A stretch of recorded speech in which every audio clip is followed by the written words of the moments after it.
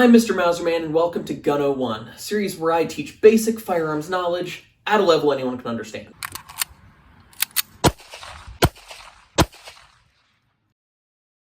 Now, most people can probably identify a rifle, a shotgun, and a handgun based on their appearance alone.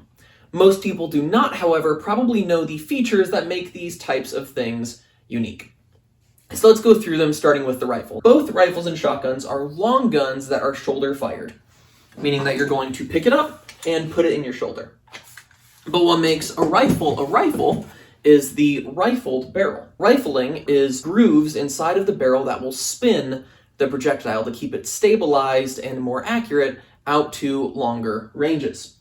Rifles also will only fire one bullet at a time. So it fires one projectile or one bullet that is going to spin as it goes through the barrel to keep it flying straight. Shotguns, though, while still being a long gun that is shoulder fired, they will have a smooth barrel, usually. So most of the time shotguns do not have rifling, but some specific hunting shotguns do. They also are capable of firing multiple different kinds of projectiles, including multiple at once. So the three most common types of shotgun ammunition are slugs, buckshot, and birdshot. A slug is similar to a rifle round, that it is a single stabilized bullet, but slugs usually will have rifling on the bullet itself rather than in the barrel. Buckshot is multiple projectiles, usually somewhere between 9 and 30 is most common. And those multiple projectiles are larger and are meant for usually large game or bad guys. And then birdshot is exactly that. It's meant for birds. So it's many small BBs that can be safely fired up in the air, because when they come back down, they won't have enough energy to be potentially dangerous. Now, handguns are unique because they are handheld.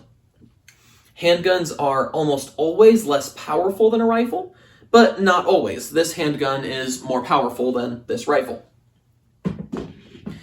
So handguns are handheld and almost never have a stock, but they will still have a rifled barrel like a rifle will, and they fire one projectile.